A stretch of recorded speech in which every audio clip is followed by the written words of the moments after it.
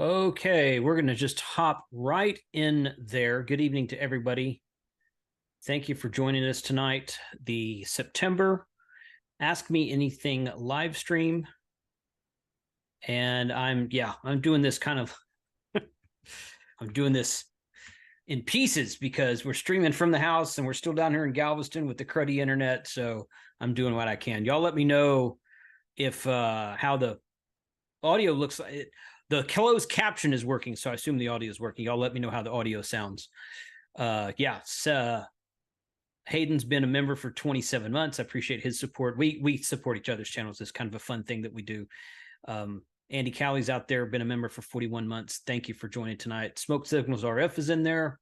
Saw you in there, Izzo. And a special shout out to all of the YouTube channel members in the chat. Appreciate you guys being out there and watching the stream tonight. Your audio is fine. Digital Dreamer. Hey, if my audio is working all the way to Hawaii, I think we're good. So thanks for being out there, guys. All right, couple of things. I'm going to bring Hayden's in there right now. We're going to bring him in a second. I thought Frank was going to join us, but I haven't seen him tonight. Oh, you know what? He was live streaming, so he'll probably join late. That's fine. So yeah, let's go get this real quick. So I added a couple of new t-shirts to the website earlier today. So those of you who've been bugging me for the Ham Radio Happy Hour shirts, guess what? Scroll down here. I've got two brand new shirts right there. Ham Radio Happy Hours right there. That's the first one. It comes in charcoal. And I've had one of those for a while. It looks pretty good. They did a really good job on that. And then I came up with this one, and I called this one Ham Radio Who, because if you look at all the names there, it's kind of obvious. So you can always get free shipping when you order $50 or more on the website. So just keep that in mind. That applies to everything except for the Ed Fong antennas. So just keep it, but all t-shirts, hats, glasses, and whatnot, it applies to all that. So just keep that in mind. But yeah, shop.hamradio2.com or grapevineamateurradio.com, which is the same website. You guys go check that out and grab whatever you want to, because I know a lot of you have been waiting on that Ham Radio Happy Hour t-shirt, and that's where that is now. So let's remove that. Let's go here. Hayden, what's going on, buddy? How are you? Hey, good. Hey, you can get my t-shirt from there too. You've got mine on your website. That's right. Yeah. You can get a Ham Radio DX t-shirt shipped from the USA, so it's a lot cheaper shipping. Yeah. And I'm good. I've got your DX on that Ham Radio. I call it Ham Radio Who ? But I've got your DX name on that shirt too. So I'm going to have one of those printed and give it to you the next time that you grace us with your presence, because I'm not going to pay $400 to ship it down there to you. But it's probably cheaper to jump on a plane and get it anyway. Probably so. Yeah, probably so. It's all good, man. So how are things down there? You were saying that the weather's starting to warm up. You guys are coming out of winter. So what's going on? Yeah, it's first week in spring, and it's certainly been warming up. I was just saying to you backstage that we're going to be getting this week. It's going to be getting up to over 70 to 75. So we're going to enjoy a little bit of warmer weather, which I enjoy a little bit better than the cold weather. But that said, over winter, it's been our warmest winter on record. So that's actually been good, because I've been able to get outside and do a couple of things, so including a video or two. So good. It's always good when you get outside and do a video. Yeah. The weather down here at the coast it's been hot, but it's been like 90, between 85 and 95 Fahrenheit. And back home right now, 5 hours north of here, it's like 105. And it's just kind of blistering up there. So the nice breeze coming off of the Gulf of Mexico really kind of keeps the temperatures a little bit more reasonable. Even though it's hot, it's still kind of pleasant outside most days. So you'd appreciate being on the beach there and a little bit closer to the water, right? Oh, yeah. Yeah. Well, besides the HF propagation, which, I mean, saltwater propagation, that's always good, right? So yeah, it's good deal. It's actually amazing how good it is when you're down at the beach. If you watch Peter Parker VK7HH's channel, he's always down at the beach with the little QRP radio, and it's amazing some of the stations he works just by wading through the water with his antenna. Yeah. So, yeah. It definitely helps. It does help. I mean, I'm always, the first time, I've said this before on live streams many times, but the first time I ever worked a park to park with a Canadian station, they were at a Victor Echo Park, and I was here on the beach in Galveston, technically 5 hours south of home. So that much farther away from Canada. Not that that makes a difference for HF really, but yeah, I've worked. And then earlier this year when 10 meters was open, I worked a couple of Gulf Zero stations in England that were at a park. So I did a park to park from down here to both Canada, not the same trip, but to Canada and to England, park to park, and that was fun. That's definitely helps with being down here in the saltwater. Yeah. Yeah, for sure. And 10 meters has been fun lately as well. I noticed there's a lot of resurgence in that too. So it's good. Good. Yeah, good stuff. Cool. Well, guys, this is Ask Me Anything live stream. Started this a few months ago. Officially started. This is the third one, but I kind of did them haphazardly, a few months prior to all that. And I got a lot of really good feedback, a lot of really good comments. A lot of you seem to really enjoy that type of stream. So I decided to invite a new guest host on once a month. And Hayden was one of the first ones to volunteer. So I appreciate him taking the time out tonight. What time is it there for you right now? It's 10 o'clock in the morning. In the morning on Monday. Yep. Okay. Yep. All right. Cool. Well, okay. What's up, Frank? Well, not much. Where am I? Oh, wait. You're right there on my screen. Yeah. I know, right? I don't know. What did I just volunteer for? I heard first one to volunteer, and boom. What? Oh no, I said Hayden was one of the first ones to volunteer to be a guest host on the AMA live streams. So guest host. Yeah. Sweet. We had Shane last month. You and I did 2 or 3 of them just kind of haphazardly, and then we had Shane last month, and Hayden's this month. I would have been worried if you said guest co-host. No, guest host. Guest host. Yeah, host. No. So we were just talking about a replacement for my habanero whiskey. Oh, did you get something? No, I was just looking for suggestions. Pickle whiskey came up, and I found some at Total Wine. Oh my God. That sounds worse than pickle beer, honestly. Oh, I had to bring it up. I didn't really mean to roll my AMA right into your AMA. I didn't really have a topic offhand, so that's kind of how it happened. That's okay. We were kind of planning this. Well, I was planning this for a while, and I forgot to send calendar invites about it, but I hit up Hayden a few days ago. These types of Zoom interviews are much easier on the cruddy internet down here than it is to do an actual presentation. But really, yeah, is that with the sharing screens and the bandwidths? Yeah, it just kind of depends. When it's just 2 or 3 of us on the Zoom talking, it works fine. And but when and of course I'm hosting it from home right now. So my Zoom account's logged in at home, and I am a guest on my own Zoom account. And then you two are guests on the Zoom account. So we're all connected to the same place in Grapevine right now. But it's a good thing that they're turned on now. Yeah. I appreciate Frank. For whatever reason, the power blipped at my house and knocked my computers off. And Frank went over there and rebooted everything for me a couple of days ago. So yeah, that was fun. Frank has a key to your house? No, I can unlock the door remotely. Okay. I wouldn't give Frank I locked the door. I immediately locked the door as soon as he left. So we trust you, Frank. It's all right. I can just imagine Frank playing with all of your radios. The back door's still ajar. Oh, okay. The back door's still ajar. Yeah. Okay.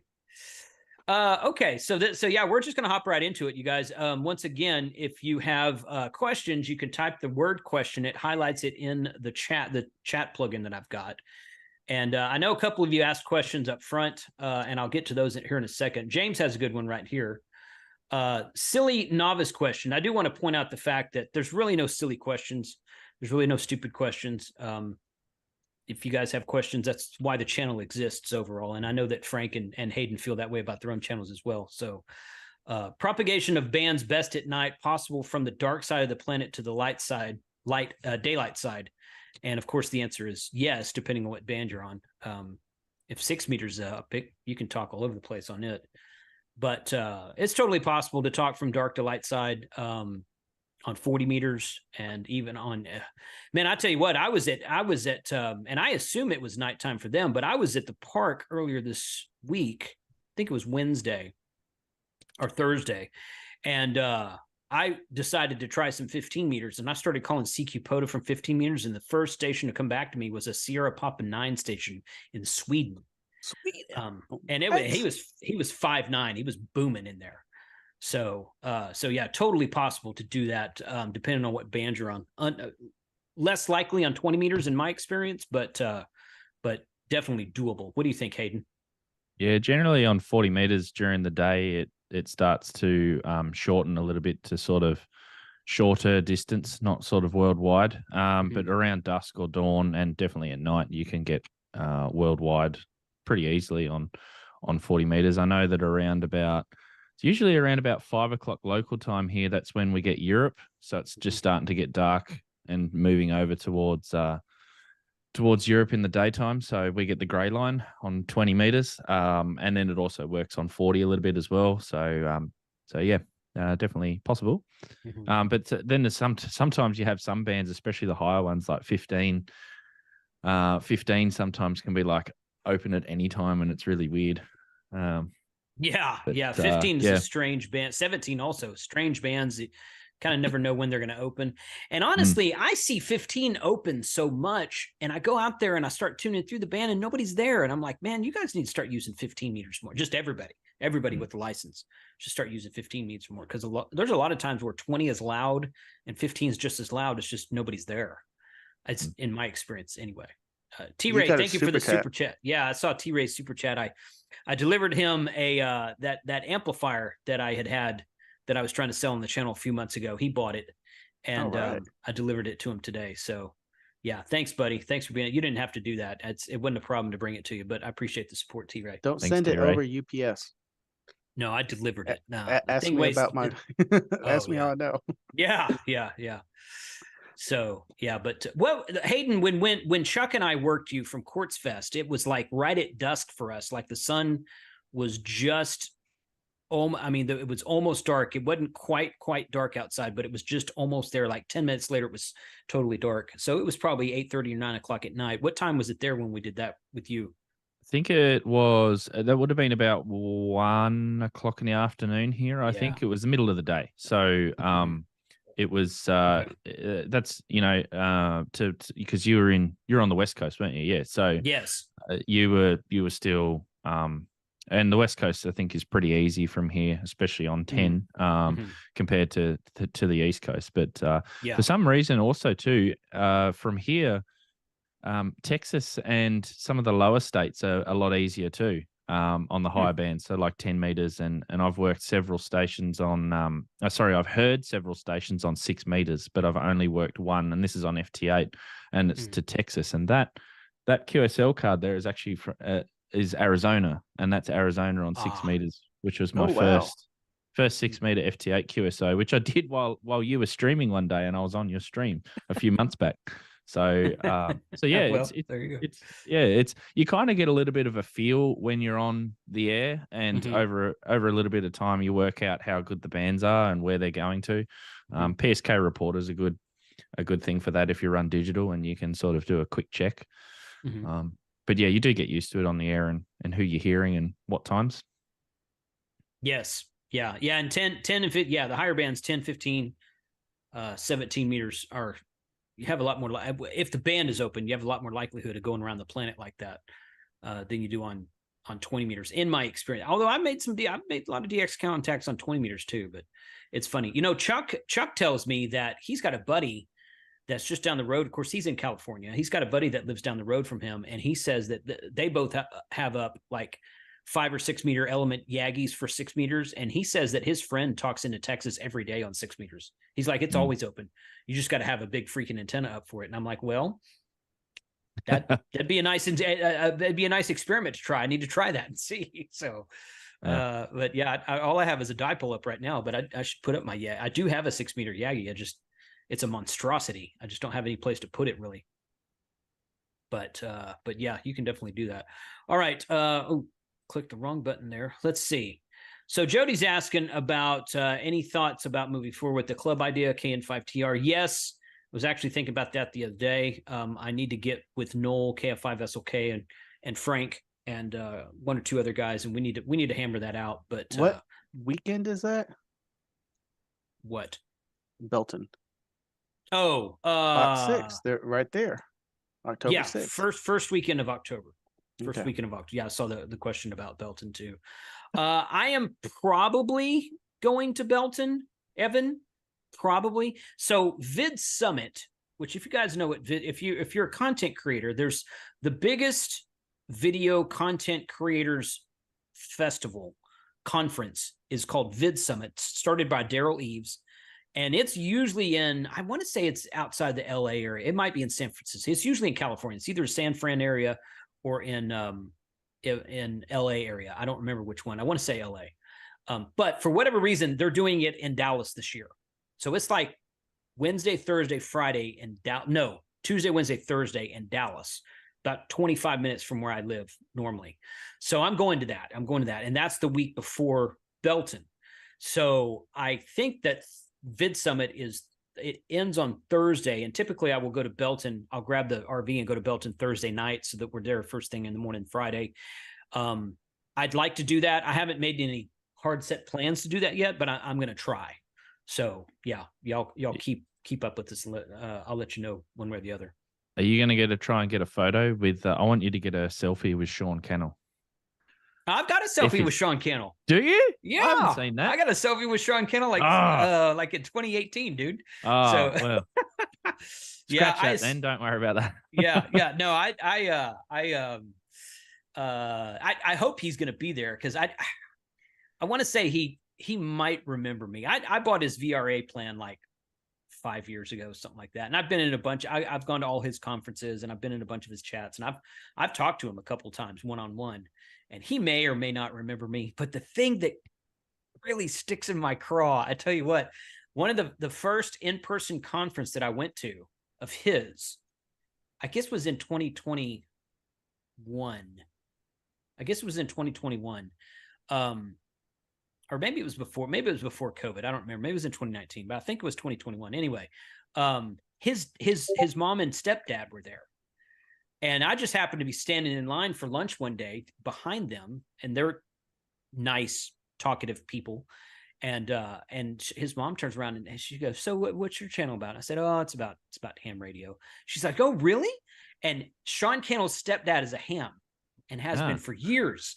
And I'm like, why does Sean not acknowledge my channel more often? Because I'm a ham radio operator. I'm so sad now. So he acts like he doesn't know what it is. But yeah, it's one of those things. But yeah, that was a fun trip. So okay. Oh, you'll have to post that selfie somewhere so we can see it. I'll send it to you. That's cool. Ham radio dude Sean, thank you for the super chat, buddy. Yeah, I sent you a Discord DM. Sean, I assume that's what you're talking about. So thanks for being out there, bud. Okay, Adesh is, let's see. Are there free-to-air FTA ham radio operators that can be licensed in USA? Because Trinidad and the Caribbean, we do US FCC exams. Sorry for the long question. If I understand what you're asking, I think you're asking if you can get a license as a US ham from Trinidad. The answer is yes, you can. Anybody can get a US ham radio license as long as you're not the representative of a foreign government. I think that's what you're asking. I've never heard the term free to air FTA. Are you familiar with that, Hayden? No. Okay. Could it be also reciprocal licensing if he already has a license already? So you just need to either file or there's certain reciprocating privileges that we have, but I mean, the perfect person to ask about this is Hayden, because Hayden has a U.S. call sign. He went through that process. So why don't you tell us a little bit about that? Yeah, I was just reading the question. Maybe he meant, is there any like way that you can get on the bands without having to do an exam? But I don't think that's yeah. Anyway. Yeah. You would need some sort of license, either a license from your own country or a license from the USA. You need some sort of ham radio license to get on ham radio bands legally. So no, I did my license remotely, and it was done using exam tools, ham study exam tools to do the test. So done remotely over Zoom with a few VEs, and basically, yeah, just studied, did it all online, submitted it, and got my license and call within a day or two. So you have to have a reciprocal license, or I'm sorry. So what's the point of a reciprocal license if the United States doesn't recognize it, or is for our license to go out, there's not two-way road?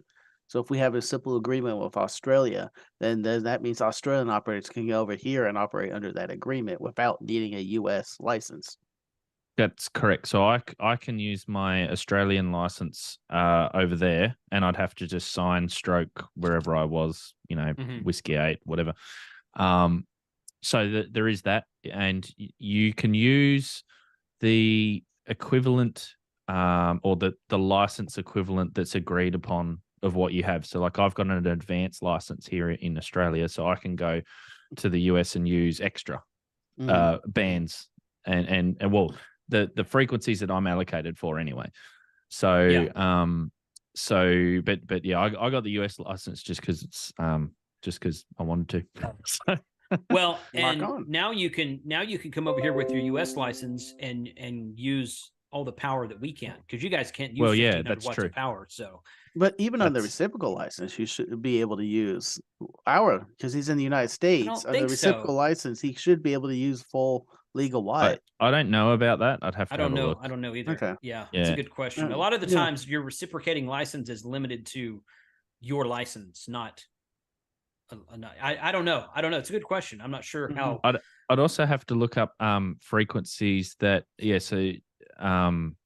frequencies that we're not allowed. So we're not allowed 220 here in Australia. But then if I come to the US, does that mean I can use 220 over in the US? I would assume yes, because it's the equivalent of what extras or technicians can use it. Technicians can use that. But yeah, I'm not sure about power level limits. That's an interesting one. Yes, yeah. Like somebody asked a question earlier about 630 meters. When 630 meters was brand new, and you had to get a special certificate on top of your ham radio license here before it was an official ham radio band. We went down to Costa Rica that year, and we used it down there because down there it was open. All the hams could use it down there. So we went down there and used it with our US licenses because it was legal in that country, even though it wasn't legal in the United States without an extra certificate you had to apply for. I forget what they called it. It's like a beta test. They wouldn't call it a beta test certificate, but it was like that. It was like an experimenter certificate or something. But yeah, but that was one thing. And technically we could run a couple 3,000 watts down there if we really wanted to, because that's legal in that country. Now, I think if the reciprocal license says you can do whatever you want under X license, then say it's general for argument's sake, you should be able to use all the general bands and all the general wattage, in my opinion. I think so. It might actually depend on which country we're reciprocating to and from as well. So I don't know. I mean, that's a good question. It probably one of those. Yeah, it's one of those questions that you have to dig deep to try and find the answer. Right. Correct. Yeah. Okay. So Chris is asking, I was thinking about starting out with soda here in Western New York. Western New York. But looking at the map, most of the hill summits look like they are on private land. How can I get more information? That's a very good question, because that's the same problem we have in Texas. There's a lot of never activated soda spots that turns out they're on private land. So there's not much you have to go to the land. Well, yeah, you have to go to the landowner and say, can I come activate ham radio on your land? Basically. You don't really have much of a choice there. And all the summits are just generated off of the map. So they do lots of math on the map to see where the summits are. They don't know any boundaries or anything. So if it's private land, assume the answer is no, unless you can figure out who owns it to get permission. Right. It's the same deal too. If you're going to a summit which isn't on private land, but you have to cross private land to get to it, it's best to ask the landowner of that private land. And usually that's just if you can determine who it is, then you might pay them a visit or give them a call on the phone or something and just ask them. Isn't there a big court case on that right now? Is there? I Corner, haven't heard about that. well, not for ham radio, but for hunting, Oh. cornering. Oh, yeah. There's probably always something like that going on. So, Scroggy, thank you for the $5 super chat. Thanks for being out there. I think most people are fine if you're just going, if you're just walking, and you're not, doing anything on their land other than walking. So, but yeah, probably depends on the landowner. But yeah, True. I wouldn't. Just figure out who owns the land and go ask them is the best way to do it. I know that's easier said than done, but yeah. Mm-hmm. Brian wants to know, I have two 20-foot sections of Anderson type FAPN, but SureFlex assemblies. What is this cable used for? I'm not specifically familiar with that model number you're talking about, but Anderson is it really, really rigid hardline? And if so, if it's very, very rigid hardline, that's generally used for like basically microwave radios. Cell phone towers use that a lot. Some of your 900 megahertz and 1.2 gigahertz repeaters and 800 and 900 megahertz police and fire band repeaters. Pretty much anything over like 400 megahertz would use something like that for their repeaters, because the larger diameter, the coax, and the more rigid it is, the less loss you're going to get on that specific repeater you're attaching it to. So I'm not familiar with F4A and that big long number you put in there, but it looks like it's a very rigid cable. Yeah. I'm not finding good pictures or descriptions of it. If it's very rigid, it's probably some sort of hard line for for either high UHF or SHF type repeater frequency stations. So that's what that I think it's half-inch stuff. Half-inch, yeah. Mm-hmm. Yeah.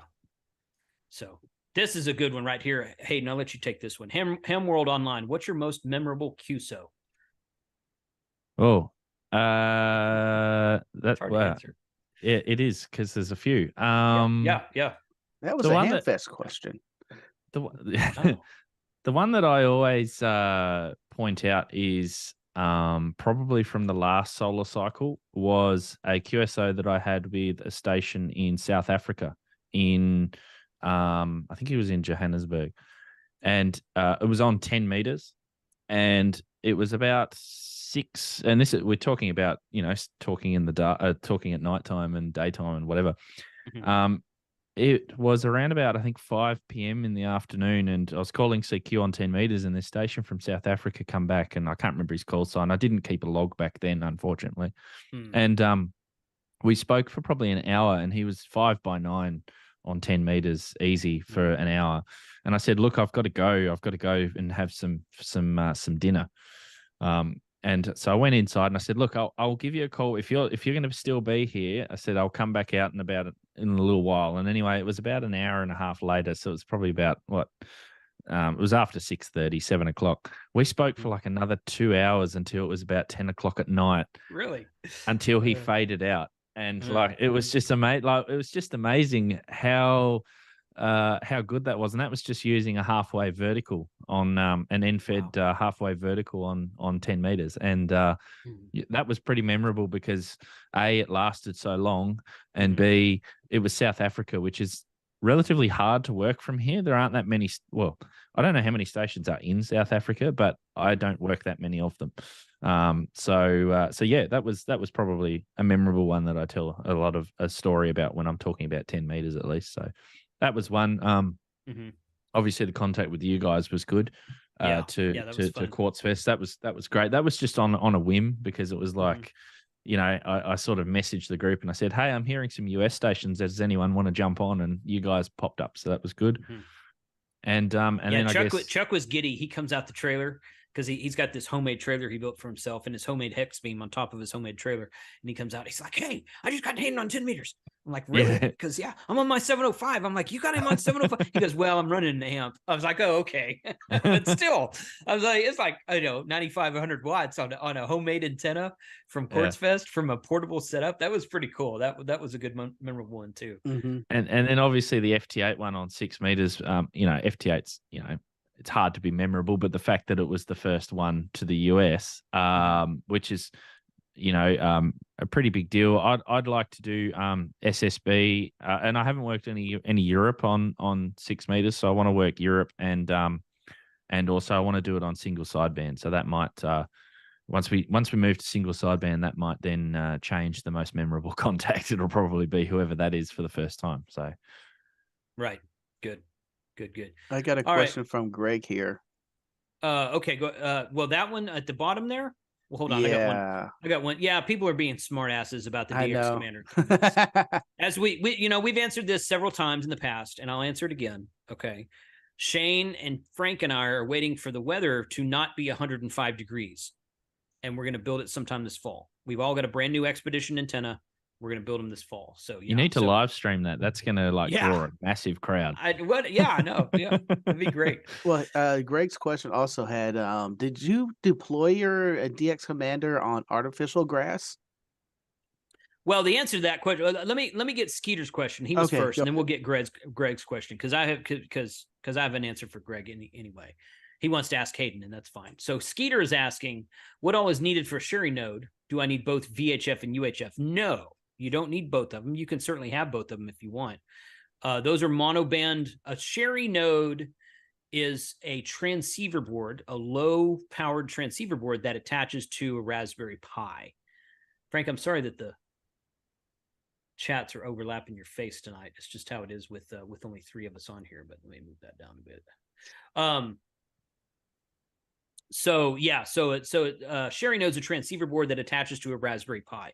The only thing you really need is the Sherry board itself, a Raspberry Pi, and a radio, and an analog radio of any kind. And you need to register the node number on allstarlink.org. It's free.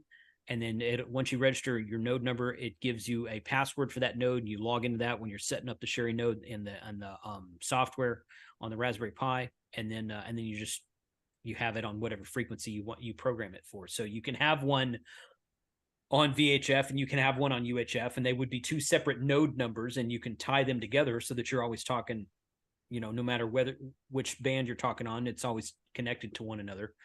So you can do that, but you don't have to have both of them. No. Hayden, I woke up one morning. It was right after we got here. No, it's like a week ago Friday. I woke up one morning. Yeah. And I noticed that Kyle had posted in our Discord chat about working Hayden on, was that on 10 meters? Yeah. Yep. Okay. Yeah. Just over a week ago. So, and it was like 8:30 at night, my time.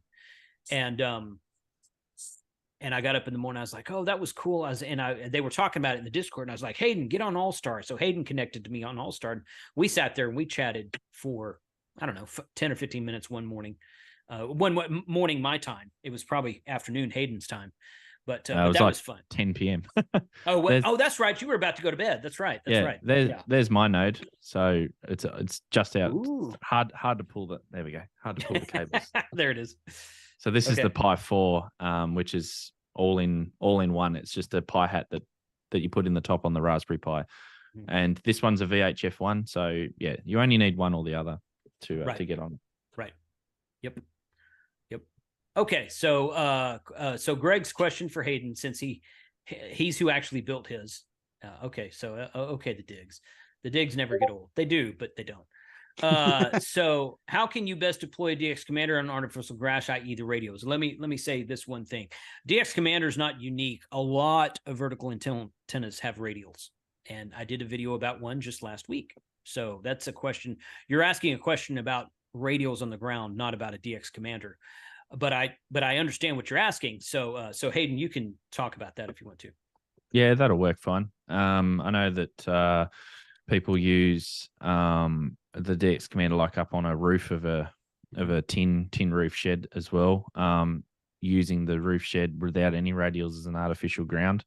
But basically that's what your radials are doing. They're being an artificial ground. And you might possibly have to have a few more radials, maybe, but I think you'll be fine, and I think it'll work fine. Kind of depends. I would think it kind of depends what's underneath your artificial grass, because your artificial grass is probably like what, a 1/4 inch thick, maybe a 1/2 inch thick. So what's underneath it? If you got pavers or something, like, it's still, even then, like, you're going to have some sort of actual ground at some point. Can unless you've got unless it's on top of a building or something, maybe. Can you run the radials underneath the artificial grass? So you run all the radials and lay the grass on top of it, so you don't have to see them or worry about them. Yeah, and it also helps when you need to mow the lawn too. Oh, yeah. You generally speaking, you probably don't have to mow artificial grass, but and if you do, you might have bigger problems than where your radials are. But I know guys who have buried their radials on purpose. Some guys just put out their radios and let the grass grow over it, and then over time it gets buried by itself. And other guys like dig a little half-inch down trench and put the radios in the ground, which you can totally do. Yeah, so Callum now provides he either provides, or you can buy pins which you pin the radials down, and eventually over time the grass grows over the top. So your radials will go under the ground at the antenna, and you can then, if you've got proper grass, you can mow straight over the top of them, and you won't chew up your radials. And it looks a lot neater. He has a waterproof mat and then dirt. Yeah, it'd be fun. Yeah. You got dirt underneath it. I would think it'd be fun. Yeah. I'll just put the radials under the mat, and then you don't have to worry about anything on them. If you're gonna leave the antenna there permanently, put the radials underneath it, directly on top of the dirt. If not, then just throw it out there and go, because you'll probably be fine. I wouldn't think that that's a big deal at all. No, if it's already installed, then you can't do that. But yep. So either one. Yeah, because it's just a quarter wave ground mounted vertical antenna. So you've got your radiating element, which is the quarter wave vertical section, and then you just need the other half of the antenna, which is your radials. So which is your artificial ground basically. All right, switching gears real quick. David is asking about thinking of getting a DMR hotspot for my Anytone 868. Any recommendations? And then someone else had mentioned, I think it was that Bryant. Bryant had said OpenSpot 4 Pro, no regrets. So yes, the OpenSpot is, for lack of a better description, is the best option for digital voice hotspot that's out there, in my opinion. Pi-Star's fine. I like the OpenSpot better than Pi-Star. A lot of people like Pi-Star better. Pi-Star will work just fine. The OpenSpot, the thing it really has that Pi-Star doesn't do yet, is that it will both of them will transcode between DMR and System Fusion and NXDN and like P25, I think P25 phase 1. The OpenSpot is the only one that transcodes D-Star. So if you have an OpenSpot 4 with a DMR radio, you could, in theory, talk into a D-Star, YSF, P25, and XDN network all with one radio and just set up to transcode to all those. So yeah, the OpenSpot's a fantastic choice. It's one of my favorites. I have my OpenSpot with me in the other room over here. I carry it with me down here during this trip. But I got a couple of Pi-Star hotspots too. My current favorite Pi-Star hotspot is the TGIF spot. Got a really big screen on it, that's a touch screen. You can change stuff and scan for new Wi-Fi networks when you get to a new spot and change modes and change to YSF or DMR or whatnot. You can do all that from the screen. Very convenient. And he makes them in 2 or 3 different screen sizes.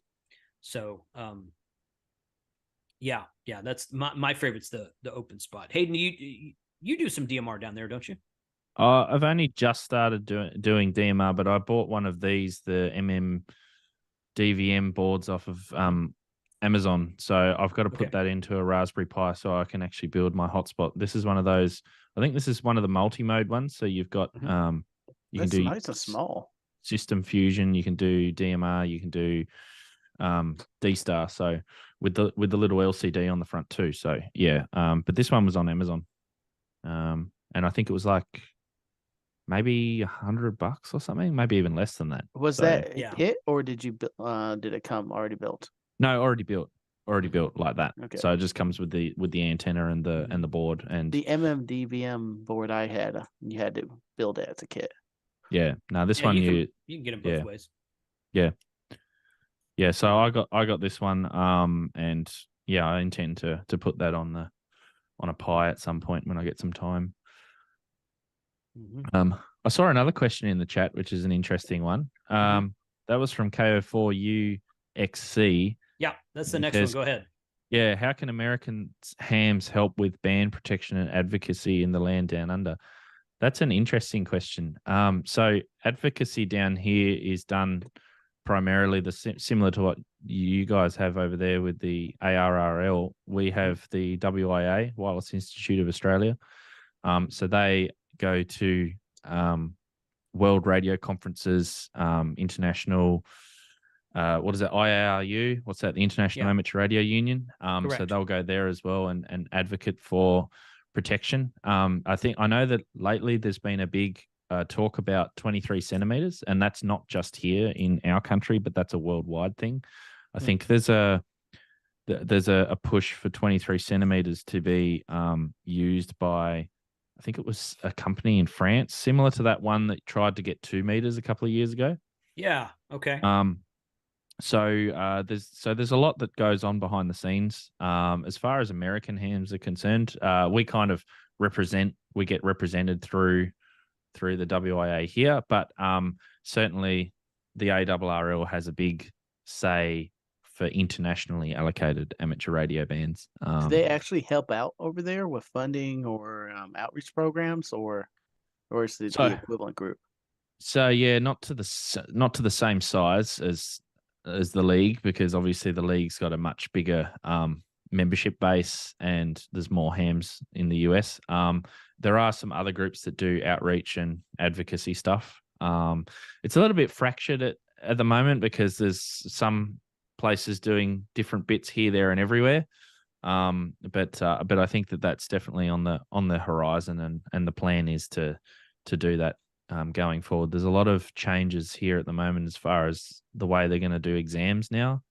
And that's going to drop the price of exams and make it a little bit easier. So hopefully with those changes, we start to move forward a little bit. So you guys have a, is it an annual fee you have to pay, or how is that? Yeah. So we have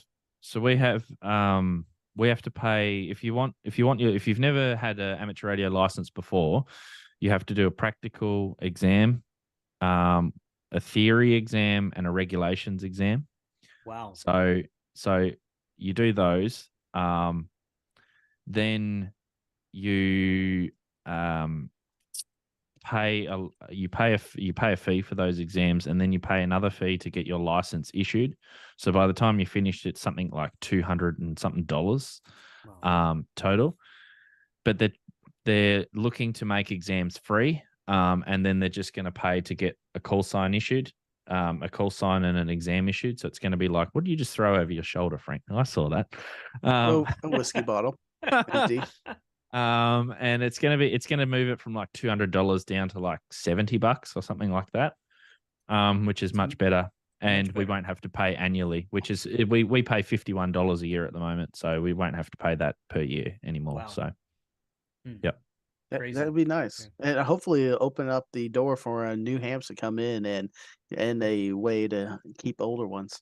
Well, we're in a cost of living crisis at the moment. It's ridiculous. Like, people can't do a hobby that's gonna, if they just want to do, let's be honest, amateur radio is an expensive hobby, or it can be an expensive hobby, but it doesn't have to be. You can, the problem is by the time you've paid $200 for your license and stuff, that's that money can go towards a pretty decent radio. So.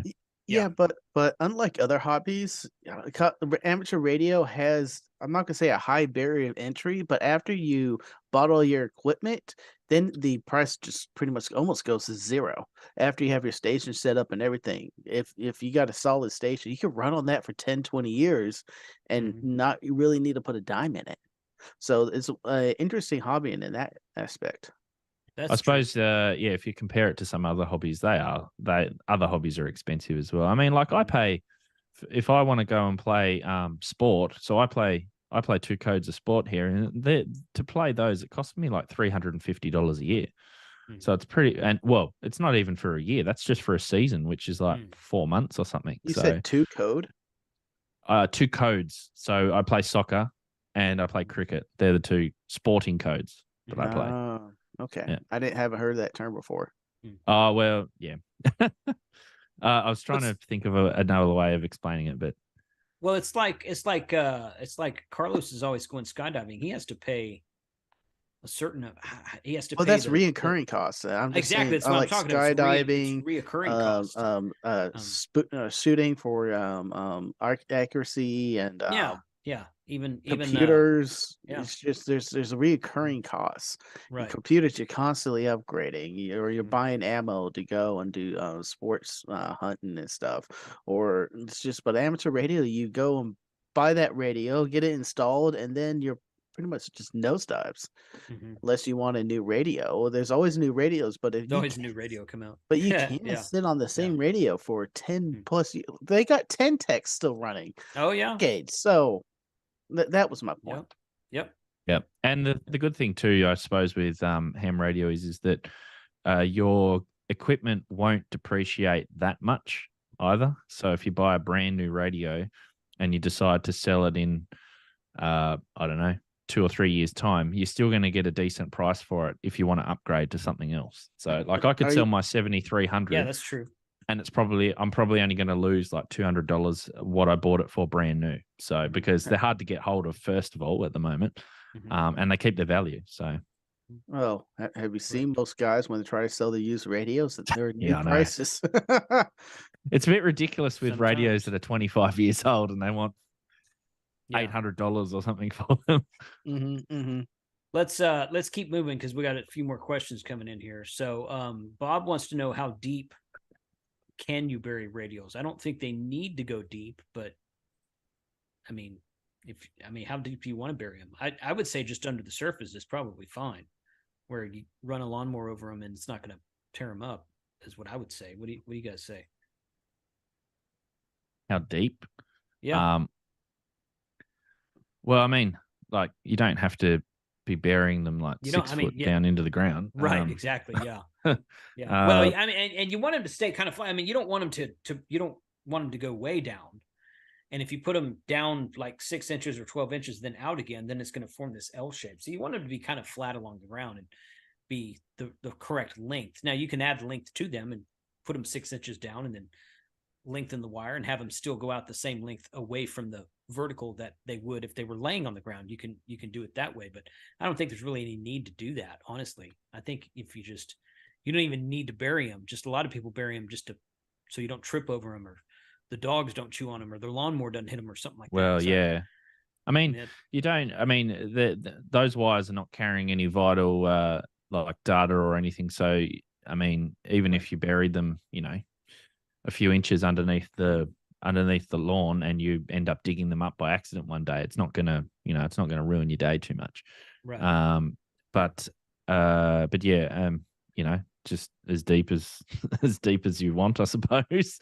Is that the correct answer? I don't know. I mean, that's what I would say. That would be my answer. But there's got to be some point. We have a return. You shouldn't go down too deep though, because it's going to reduce the effectiveness of it.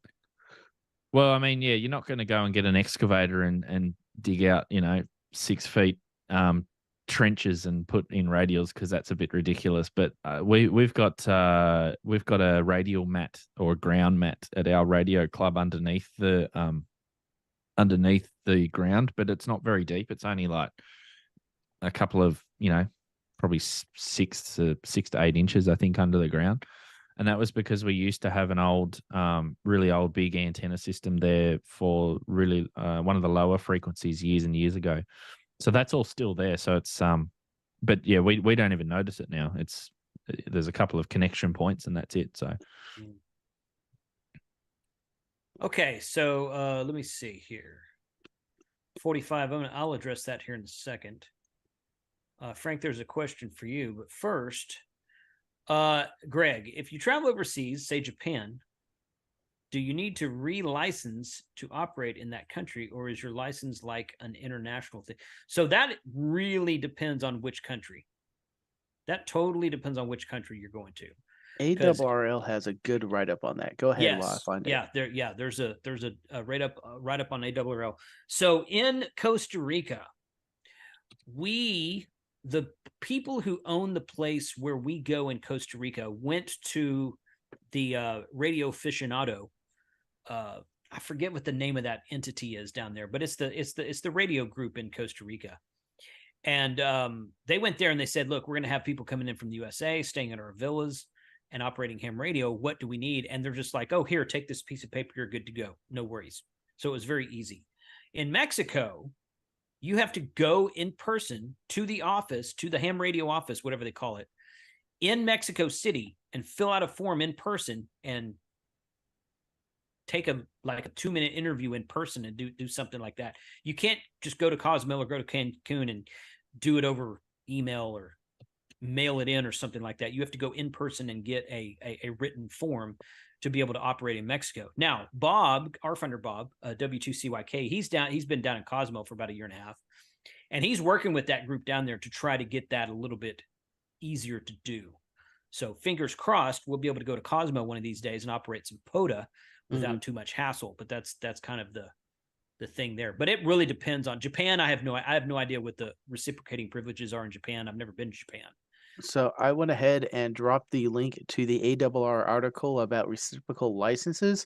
They have all the countries broken out, and what they will point you to that country's website that talks about the license. They're not going to tell you what you need to do, but they point you off in the direction to go down. And for Japan, it points you to a Japan website or another website. Yeah, Japan Amateur Radio League. I cannot read. Yeah, it's probably there's probably in English... Japanese. No, so if you go to it was covered Japan, up by Google Translate. there is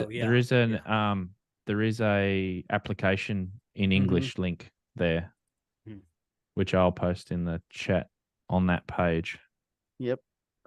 General information.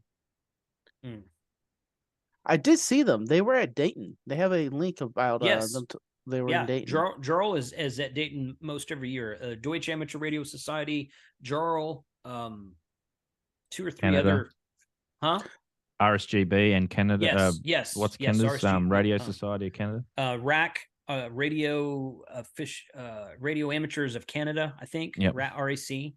There are a lot of foreign country radio entities and groups are at Dayton Hamvention because it's such a large show. In the English section under amateur radio in Japan, the second link, it says application process for foreign amateurs. And there's all the information. I should have you got to pay a license fee. I should have a VK stand at Dayton next year. And what happens is you come in and you get free Vegemite, free Fosters. We'll give you Tim Tams, koala bears, kangaroos, everything. Don't put Fosters in there because you don't drink that stuff. No, we don't. No, we don't like that stuff either. So yeah, I was gonna buy one for you as a joke, but no, I know you guys don't drink that stuff down there. That tin can was awesome. That Vegemite though, thank you. We can't even buy that here. I don't think. It's a struggle to try and find it. Yeah, I don't doubt that actually. I don't, yeah. Vegemite or Tim cans? No. Foster's. Talking about Foster's. Oh, Foster's beer. We had it at Outback Steakhouse, and it tastes like. Don. Yeah. Oh, that was funny. Don says, when you're sending Frank to North Korea. Oh yeah. I tell you what, if you go there, Frank, you'll be the most wanted DX entity in the world. That's right. That's right. Everyone will want. You'll have pileups like you'd never believe. And be running from the authorities the whole time. Right. This is a good question. Okay, this one's for you, Frank. Mike wants to know, when ordering a DigiRig for the G90, what logic option do you use?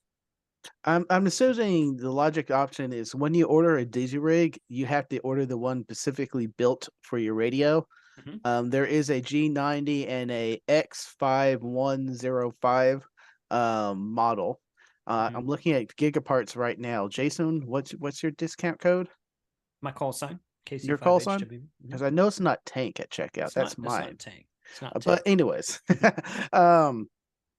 just grab that one. Do they have different options here? So There was a Jason came for ACK and myself had a discussion. This was like 2 years ago, because he was always telling me, because when I got hooked up with Dennis at DigiRig, Dennis sent me 4 DigiRig units, and he marked them. He's like, this one's for Elecraft, this one's for ICOM, this one's for Yaesu, and this one's like his universal one or something. He might have more than that now. And Jason was saying, well, why do you need that? Because a DigiRig is universal. And I'm like, well, according to the guy who makes it, it's not. So we went and talked to him at the Huntsville Hamfest last year. I think it was last year. Jason and I went to talk to Dennis. And Dennis is like, no, what that is, that's for cat control. A DigiRig for a Yaesu will work with any radio as far as interfacing your radio between the computer and the and the is it radio. Just wire options that come with it? Here's the well, the wire, all the wire. wires are interchangeable. Okay, it's the what's the what they call the EEPROM board or whatever that's called on the inside, and the only thing it matters is for cat control. So you can take you can have a DigiRig for a Yaesu that cat controls a Yaesu and connect it to an ICOM, and it won't cat control the ICOM, but it will work as an interface between, because it's just a 3.5 millimeter plug on one side and a USB-C on the other side of all the DigiRig devices. So you can technically use any DigiRig with any radio. It's just a matter of whether you want cat control or not. Okay. So that was the difference. And yeah, that was a long debated topic between Jason and I, because he was like, no, you don't need that. And I'm like, why would he send me 4 of them and mark them Elecraft, ICOM, Yaesu, whoever, if you didn't need that? That doesn't make any sense. So we clarified that a year ago at Huntsville. Yeah.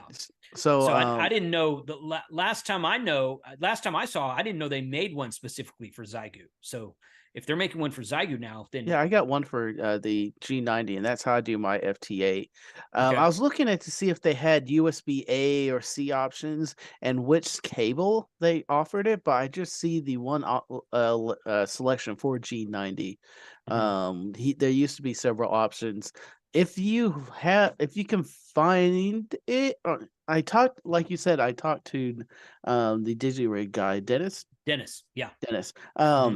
And he said all the newer kits do come out with a shorter USB cable with the ferrites on each end.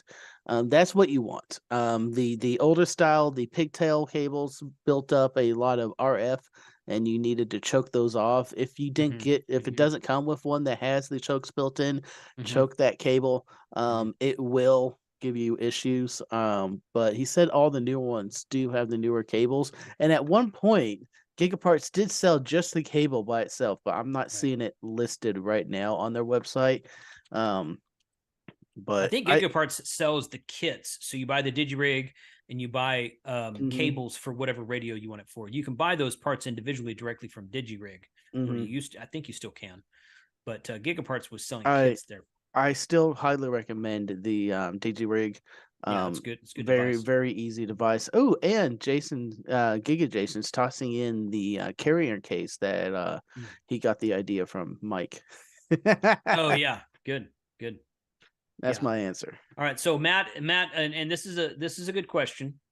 Matt says, and what is cat control? Cat control is catnip for radio. Yeah, cat control is your computer controlling your radio when you change frequencies.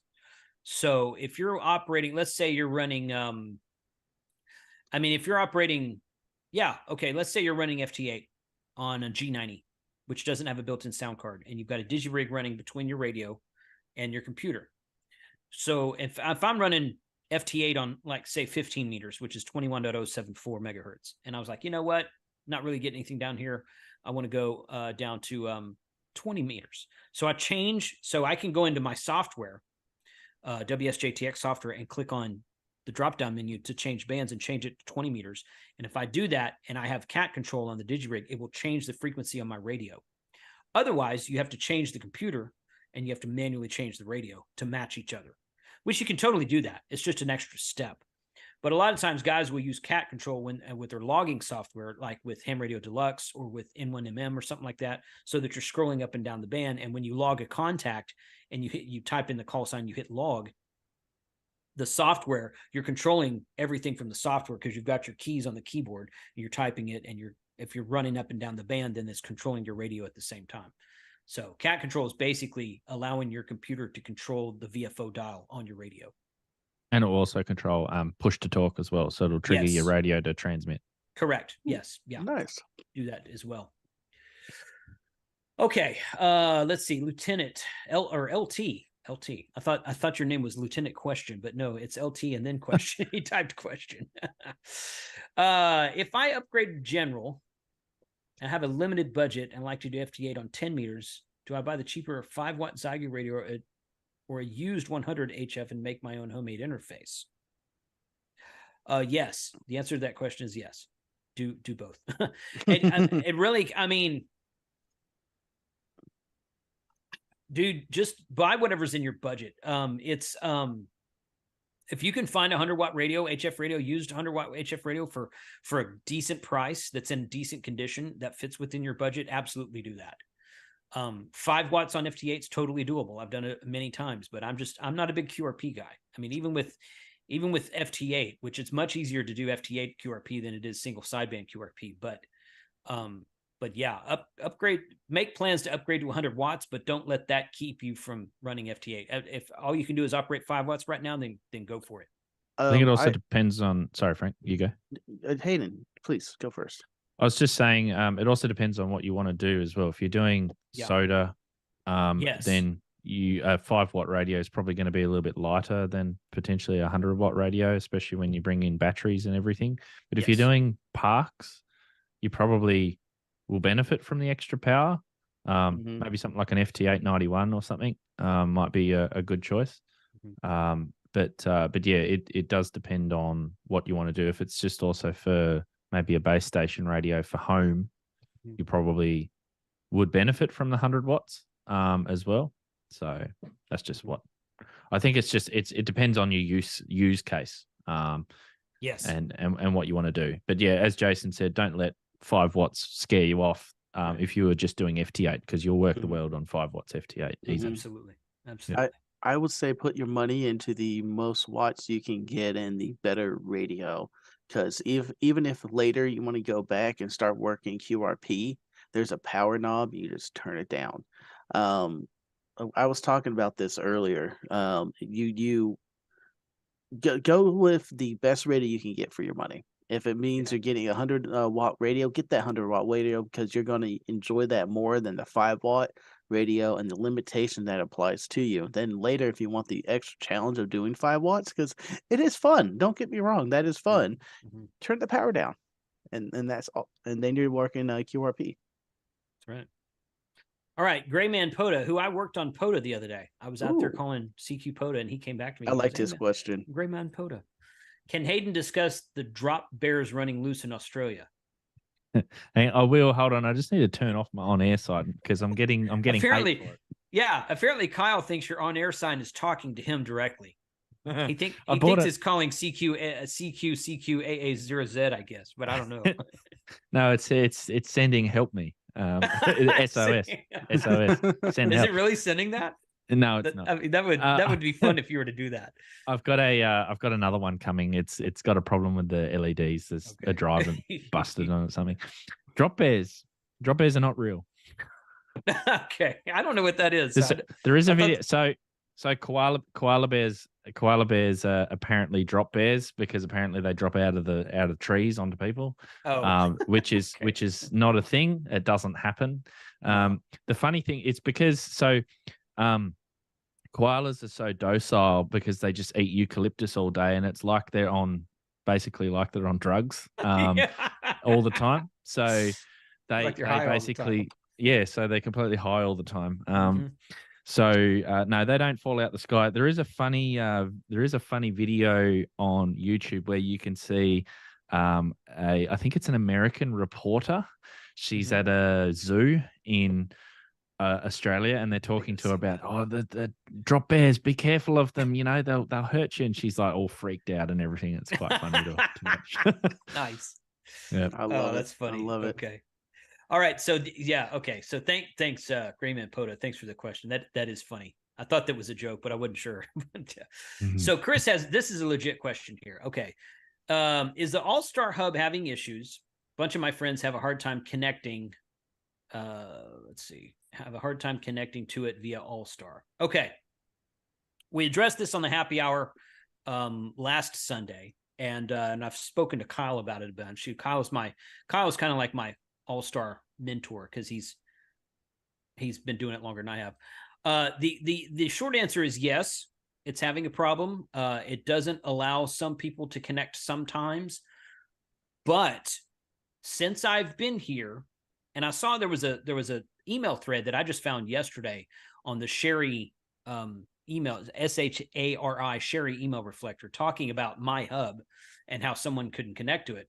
And a bunch of guys were troubleshooting with him, and the guys who were troubleshooting with him connected to my hub just fine. In fact, I talked to one of them yesterday morning. I just keyed up the local repeater here that's connected to me. And he's like, oh yeah, we were testing that last night. He goes, I forgot it was connected. I connected just fine. It was no problem. He had one of the NNX numbers that was the split number, which I'm not going to explain what that is right now because I don't fully understand it, but you can basically take your one node and split it into two different nodes, and it's a 6 or 7 digit number instead of a 5-digit number, however that works. But maybe we'll do an episode on that to explain how all that works soon. But so there is a problem somewhere because sometimes I can't connect to it. And sometimes I get people reporting, hey, I can't connect. I can connect to another node, but not your node. I keep getting connection failed. So there is a problem that exists somewhere. However, when I got here, it was it'll be 2 weeks ago on Tuesday. So this coming Tuesday, 2 days from now, we've been here for 12 days. So it's almost 2 weeks. When I got here, I was connected to it the whole way down. When I got here in my truck with my hotspotted to my phone, when I got here, I connected to the Wi-Fi here in the house and connected to the node with no problem. It's been connected ever since. My nodes dropped 2 or 3 times, but I connect right back with no problems.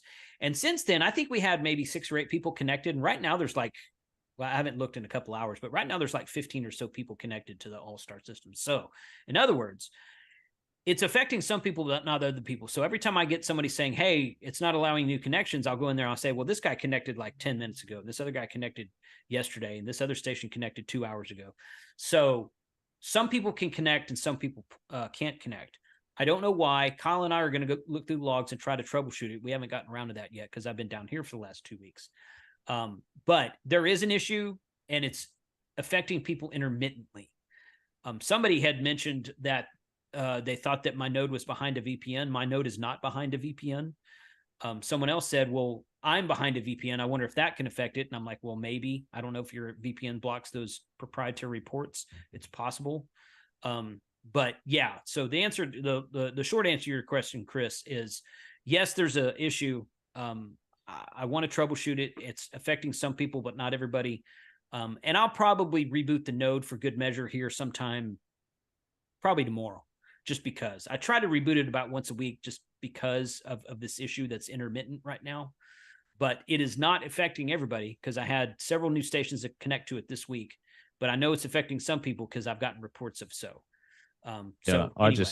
I just connected to it successfully. 43136. Yes, 43136, correct. Mm-hmm. Yep. And there's probably about a dozen people connected at the moment. Okay. All right. So yeah, there is, I'm not trying to say there's not a problem. There is a legit problem that I have experienced myself because I couldn't connect my Sherry node to it a couple times. And after a reboot, it was fine. But I don't understand why it affects some people and not others. But yeah, Kyle has told me we need to go through the logs and look at that. And I'm like, okay, cool. We'll do that. But when I get a chance to it. So yeah. Anyway, that's that. Okay, that was the last question that I saw. No, it wasn't. I'm sorry. Wayne asked a question. Let's see. Let me make sure I didn't miss anybody. Wayne's question, you want me to read it? Go ahead. Wayne's question was, what is the preferred place to buy coax chokes for PL259 connected for common mode rejection? A couple of feet of ferrites. I need one with the best performance for a 40 meter to 6 meter at low cost. ABR coax makes those. I mean, you can get those a lot of places. Wayne, Ballon Designs up in Denton, pretty sure they make those. You can buy directly from them, I think. ABR coax makes those. Are down here in the Houston area. I have a 10% discount code with anything on ABR coax right now. I don't think Mezzi and Poloni makes chokes, but I know people who have made chokes out of their coax themselves, just built them themselves. Yeah, I did, but I don't think they sell them. No, I don't think they sell them pre-made. No, but ABR sells them pre-made. I can give you, if you're on my email list, the email I sent earlier today has a link to the ABR page with my 10% off code, so you can check that. And if not, hit me up. I'll send it to you. But yeah, ABR, or I think Ballon Designs has them. But I mean, you could probably get those like anybody that sells coax. You know, just Google common mode choke. But I would go with ABR. ABR is really good coax, made here in Texas, so made in the USA. Always good stuff. Aussie Ham Radio has a good question for Hayden. Okay. Hayden, Hayden, do you know the process for VKs visiting the US? I tried to follow the CERT license agreement, but seems to be going around in circles at the moment. I don't know the process for using your VK call sign as far as, because I've got the US call. So when I went over there, I only used my US call. But as far as I understand, all you have to do is bring your copy of your VK license when you go to the US, and you need to identify as, so if that's you, Glenn, VK7HH stroke wherever you are. And on the FCC's website, there is a list of station identifier areas for wherever you are. So I think it's state-based, so whichever state you're in. So you'd be stroke, whatever that is. And that's pretty much it. You don't need to put in, as far as I know, you don't need to put in any applications or any documentation or anything like that, because we've got the reciprocal agreement with the United States and Australia. So as far as I know, that's all you have to do if you want to use your VK call. Cool. But yeah, when I come over, I didn't use I was in stealth mode, so I didn't want to use my VK call while I was over there. Right, so. right. You were beaconing APRS with your US call, weren't you? Yeah, the whole time, and we did not know it. No one noticed. I was waiting for Mike to be like on APRS one day and be like, "Who's this guy?" Yeah. Granted, I was beaconing halfway across the country, but right. But still, that's funny. In actual fact, that track, it's good, because what I did was I stopped, because APRS.fi, if you beacon too much, what will happen is it will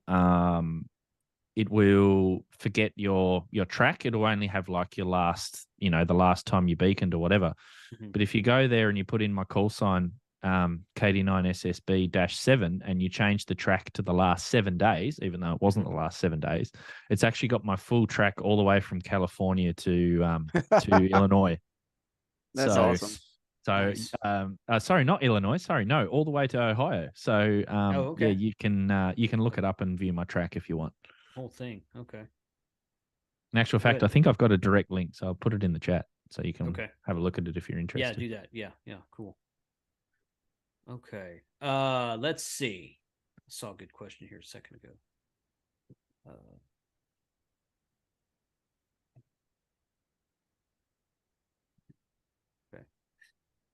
Sean says, can you use the really small gauge wires for radios or antenna builds in general, like 24 or 0.5 millimeter? 24 gauge. 24 gauge, yeah. I don't think it matters. It matters on radiating power, how much power you're putting out of it. Well, you're not putting power out of radials. Was it just radials or radials or antennas builds? Well, he's asking about radials. So it says radials or antennas builds. So well, I mean, there's guys that use 26. Almost all of Adam's antennas are 26 gauge. Now, a lot of his stuff's QRP, but he has some 100-watt things, and he still uses that 26 gauge poly stealth wire. So I think I could be, somebody's going to correct me when I say this.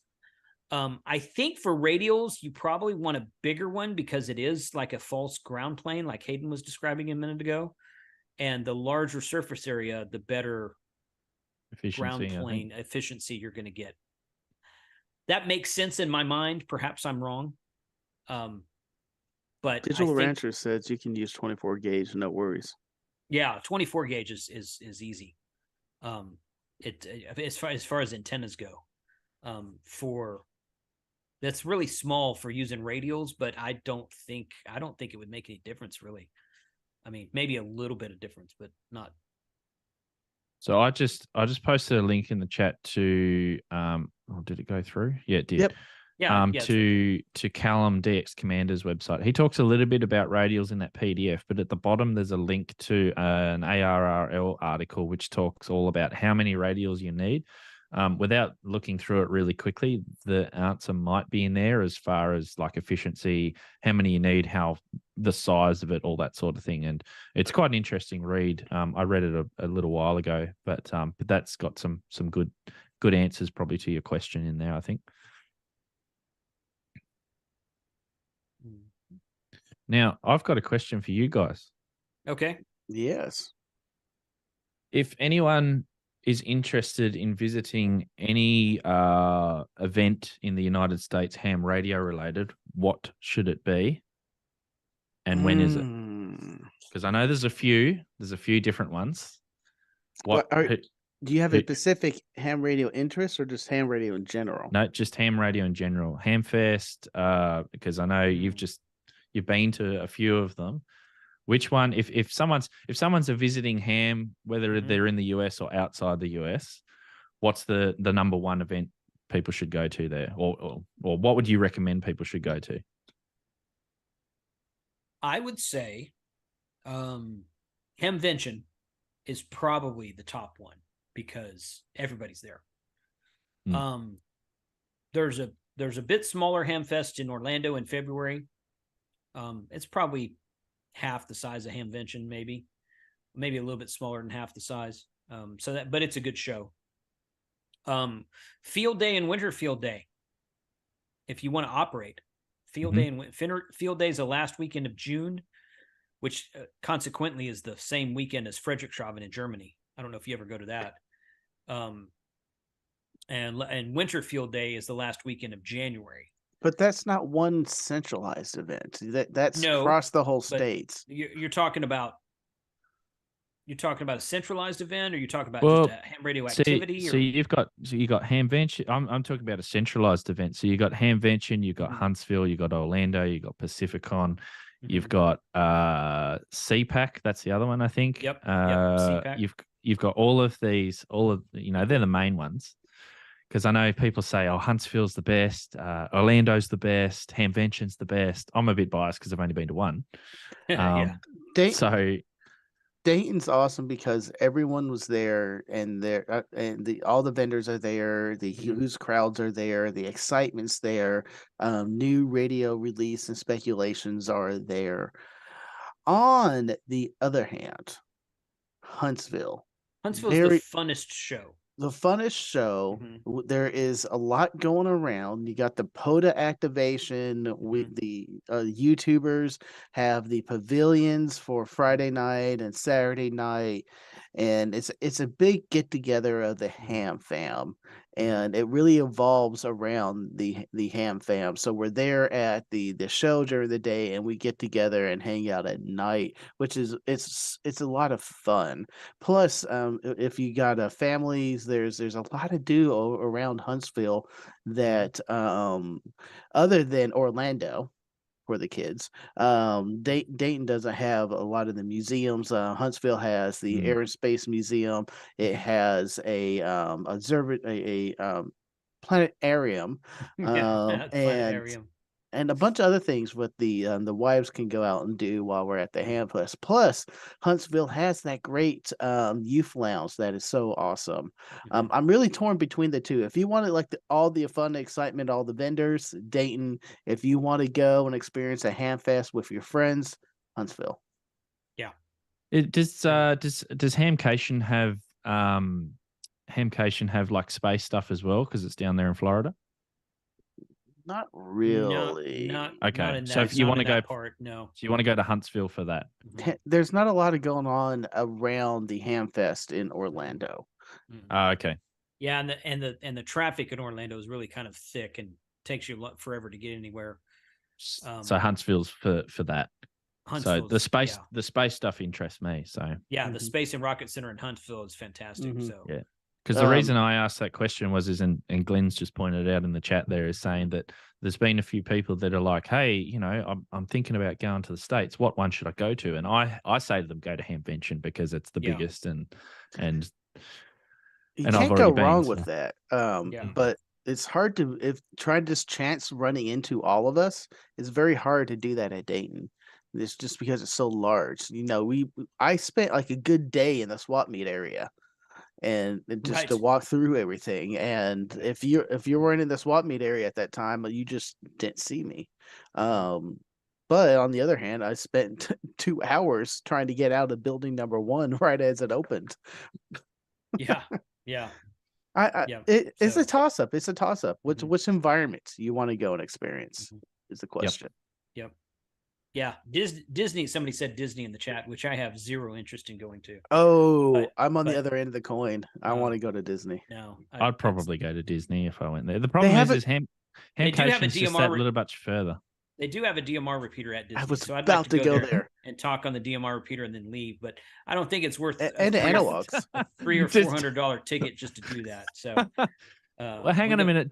Does the coverage outside of Disney not work or something? Do you have we to can be try in it? We can go roll up in the parking lot and see if we can key up the DMR repeater in Disney. You should do a video using the Disney DMR repeater without paying. I heard that there's they had the courtesy tone is Mickey's Mouse voice. When you unkey. Oh really? Oh really? Oh really? That's good. All right. I reckon. Well. See, my favorite television shows is Disney, so they should change that courtesy tone to Home Improvement's grunt. That'd be good. Right.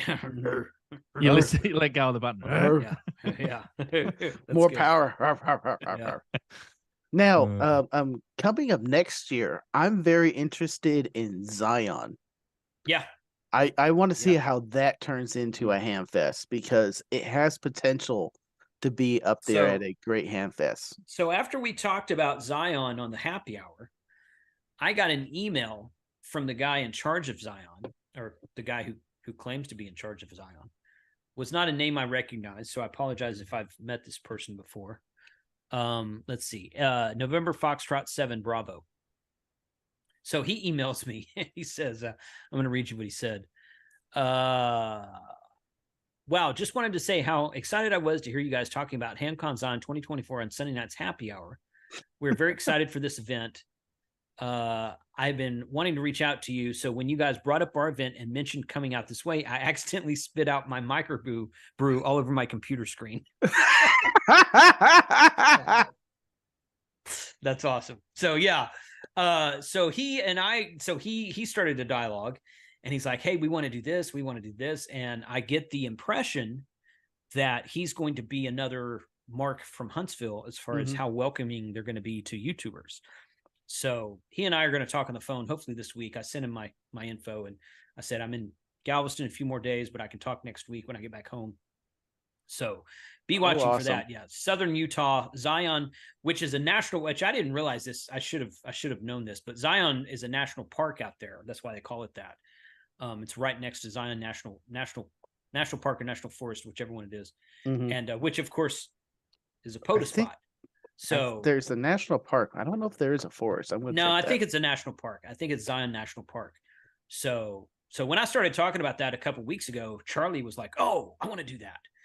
And so Charlie and Kyle is going to come out. And so Charlie, Kyle, me and Frank, and probably a few other people. I don't know who else is going to come out. We're going to make like a two-week trip out of it because we're going to go to the Hamfest and we're going to go hang out in the Salt Lake area with Chris from Buddy Pole, and then we're going to go to Yellowstone, which we already had planned anyway. It just happened to all fall in together, which is really fun. My gazelle tent showed up, and it's long. They're not small. Yeah, you need to get a real car to carry that thing in, Frank. So, but yes, So Zion, HamCon Zion, which is put the link to. I don't have a link to that in front of me, Frank. Put that. Yeah, I could dig that up. I have the next question when you're ready. It's like the second weekend of July next year, and it's the first time they've done it. So there might be 5 people there, and there might be 5,000 people there. I don't know. But we're gonna Con CON November. Yeah. So yeah. I saw a question for Hayden in the chat, and I'd like him to answer. I think he already answered in the chat, but let's answer it here on screen. Yep. Bill S asked, Hayden, do you have any Hamfest over in VK land? Anything big as Dayton? Yeah, so well, first of all, nothing as big as Dayton. We do have Hamfests all over the country. There's usually at least maybe 1 or 2 a month, I think. So they're in all the different states. The largest one's in Sydney, which is probably about, I mean, I've never been there, so I'm only estimating the size, but I think it's like maybe 1,000 to 1,500, maybe a little bit more.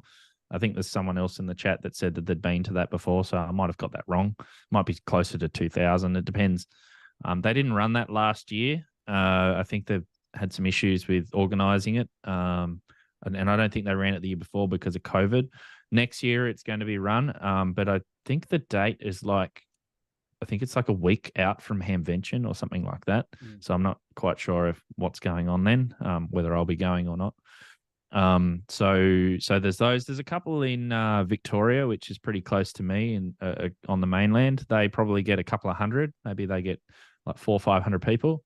But I mean, we've only got 15,000 hams in VK, so we don't really have, like, you know, there was twice as many hams at Hamvention than we have in the whole country here. So, and one thing that really blew my mind the other day though is I did a presentation for the Radio Society of Sri Lanka, and they have 23 million people in Sri Lanka, or 25 million people in Sri Lanka, and 300 hams.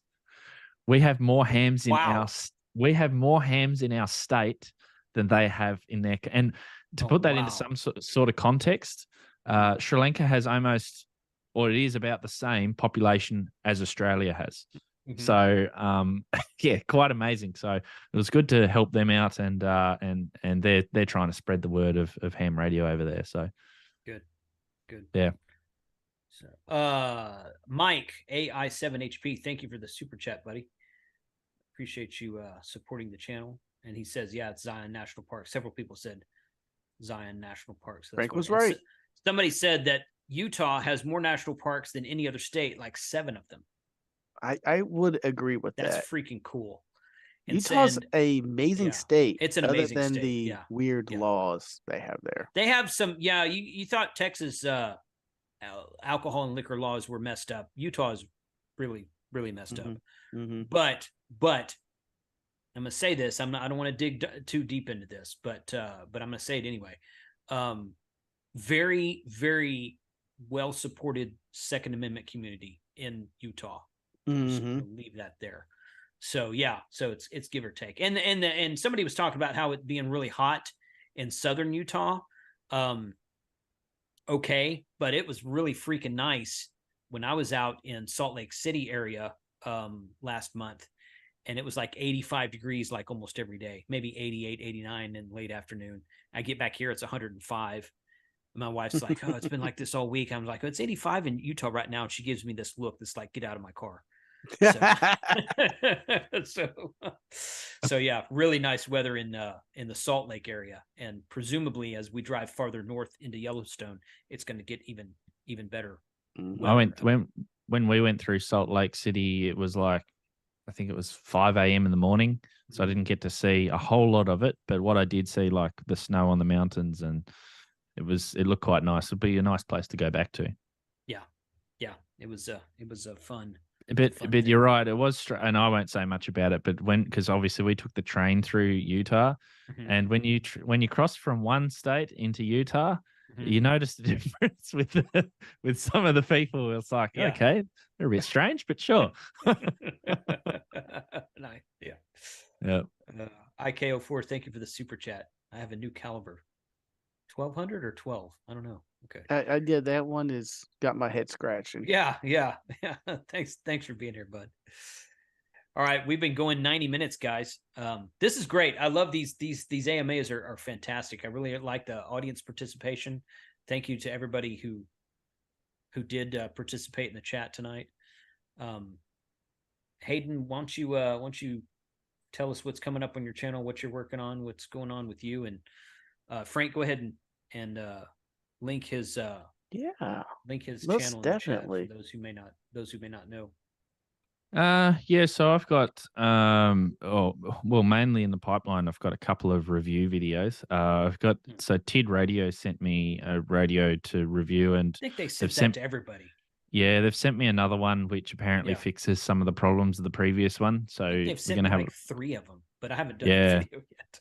Yeah. The cool one which is coming up is, I don't know if you can see, actually no, I'll get it. I've got this radio which Anytone Radio Oddity just said that they're going to release this radio, which is basically a copy of this Anytone AT quadruple 5N. Mm-hmm. So this is the I bought this. I did not get sent that. I bought that off of Amazon. So I want to see what that's like. So I've got that 10-meter radio coming up. I've also got, I'm going to install, do a vehicle install, show you how to install a mobile radio in your vehicle. So I've got my Kenwood, which is going into that. Good. And then I've got a couple of other things. I think I've got a couple of live streams planned soon. A couple of antenna builds, and what's the other thing I've got going? Oh, I've got a vertical antenna for POTA that I can put on the magnetic base and put it on the roof of the car. Nice. And so that I can activate the parks without getting out the car. So I'm show that off as well. So yeah, a couple of videos coming up. I've done this a couple times, but last week I did one of my activations was taking the MFJ 17-foot whip and putting it on top of my truck, and then people come by and they look at you, they're like, what the heck is that on top of and then you just go like this. Right. Yeah. But you couldn't drive with it. I don't think it would take the wind. I mean, it would kink over, but it works very well just sitting there in a parking lot and activating POTA. So it's fun. And then I also got one of these too. I haven't done a review video on this, but I've been using it lately, and I got the rig. Oh yeah. Rig Stick 500, and that's been really handy for tuning up your antenna when you're out portable. So the great thing about those sticks, and I've got the Stick Pro, the black one. Oh, you got the gigahertz one. Yeah. The great thing about those is they're USB-C rechargeable. So, I mean, if you're out in the field and you're running on portable battery power, you're probably going to have some sort of USB-C cable with you. And if your analyzer dies, you just plug it in. And it'll Bluetooth to your phone. It'll plug into your PC, so you can do sweeps using your PC. So you don't have to use the little screen if you don't want to. Correct. So yeah, it does a whole heap. It does a lot. So yeah, those are great analyzers. I really like mine. I love mine. I got the 230. It's awesome. Yeah, you got the 230. And out of the years I've used it, I only need to charge it one time. I know. Yeah, the battery lasts forever anyway. Yeah. What? Yeah. So. Yeah, because they've got that ink display. They use hardly any power at all. Yep. When I first got it, I was, you got the plastic on the front. I peeled the plastic off the front because I thought that the text was written on the plastic. And I pulled the plastic off, and the text is still on there. I'm like, oh, it's turned on. That's weird. It's actually turned off. It's just got a permanent ink thing on there for when it's turned off. Yeah, that's good. All right. Well, hey guys, I really appreciate everyone joining tonight. Again, I really like these AMA live streams. We'll do another one next month. I'm not sure who my guest is going to be, but we will have someone else in there, and it's going to be a fun time. So someone asked about Fredericksburg. I've got two or three trips coming up. Okay. So the first one is that, and next week on this live stream I'm inviting Kyle back on. He's been on the live stream a bunch of times, and we're going to talk about our POTA Rove. We're flying to Connecticut. Hey, look at that. That's good timing because my battery's dying. So we're going to talk about our POTA Rove. Kyle and I are flying to Connecticut, and we're going to drive through 9 states and activate 9 POTA Park in 9 states. Wow. In the New England area, starting a week from Tuesday. So more information on that on this live stream next Sunday night. About a week after that, I'm headed to Fredericksburg, Texas for a week with the RV Radio Network Fall Rally. Never been to that. Don't know what to expect from it. Looking forward to it for sure. Going to get some new RV videos for my RV channel. Subscribe to Jace to give him a new battery. I have another one in there. I have a second battery, but I'm like, we're about to end, so I'm not going to go get it. All the comments. What's really Frank happened is taking over. You've just lost the power and the lights have gone off. That's all that is. Yeah. That's it. Yeah, no, no, my microphone works, so the power's still good.